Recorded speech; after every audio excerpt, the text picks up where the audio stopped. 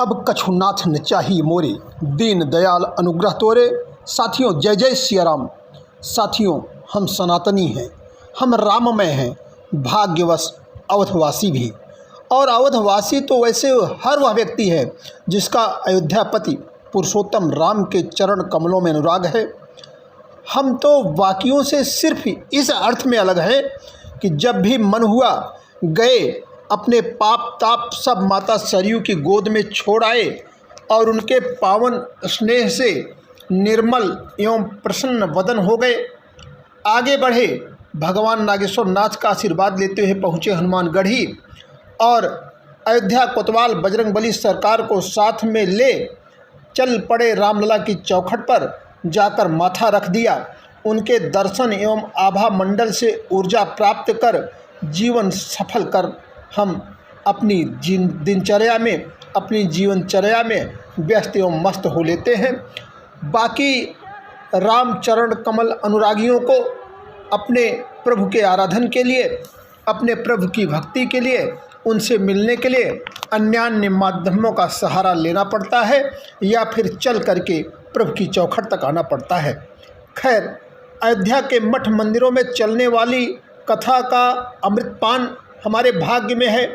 पूज्य साधु संत के चरणों में हम जब चाहे बैठ सकते हैं, सिर रख सकते हैं। परंतु आजकल हम अवधवासियों एवं हमारी अयोध्या की चर्चा धर्म एवं मर्यादा के प्रतिमान से अलग होने लगी है। कभी कभी यह राजनीतिक संकीर्णता के फ्रेम में फिट करने की कोशिश से दो चार होती दिखती है, तो कभी सोशल मीडिया एवं मीडिया के एक्टिविस्ट इसे अपने टीआरपी के लिए एक साधन के रूप में इस्तेमाल करते नजर आते हैं।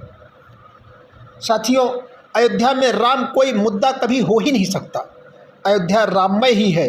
लोगों की अपनी ज़रूरतें मुद्दा हो सकती हैं, लोगों की राजनीतिक प्रतिबद्धताएं मुद्दा हो सकती हैं, अपने हित अहित का मुद्दा है, जीविका का मुद्दा है, स्वाद संवाद का मुद्दा है, परंतु रामत्व तो निर्विवाद है।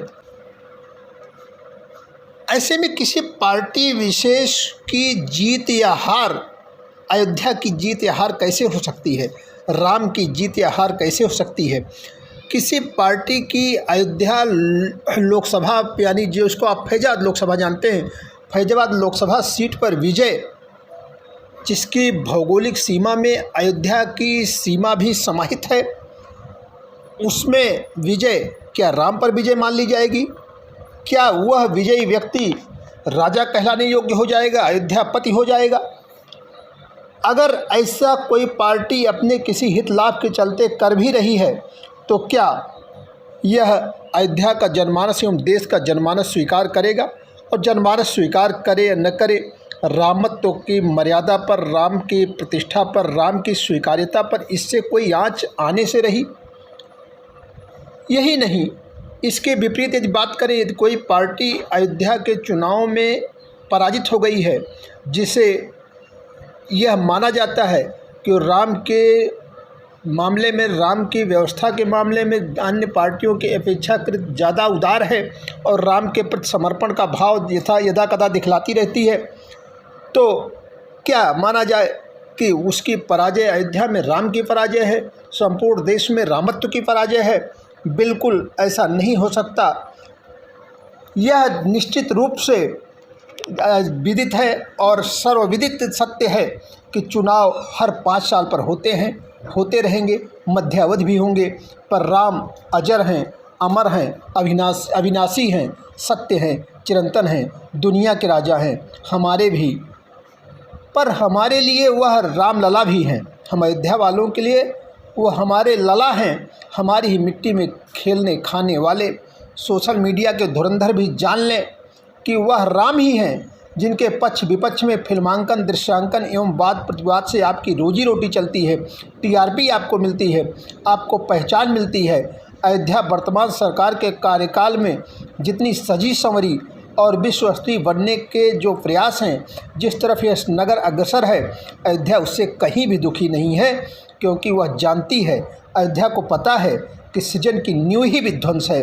अयोध्या आपकी भी मजबूरी समझती है कि नकारात्मक चित्रण आपको ज़्यादा प्रसाद मिलाता है, क्योंकि इस देश में राजनीति का एक विस्तार घरों के ड्राइंग रूम एवं आंगन तक अब हो गया है। आप भी अपने कैमरों के साथ राजनीति एवं राजनीतिज्ञों के एक टूल ही तो हैं। अंत में सियासत पर 2 पंक्ति के साथ बात खत्म कि सियासत नफरतों के जख्म को भरने ही नहीं देती, जरा भरने को आता है तो मिट्टी बैठ जाती है। प्रभु रामलला सबका कल्याण करे, सबको सद्बुद्धि दें। सबको सादर जय जय सिया राम।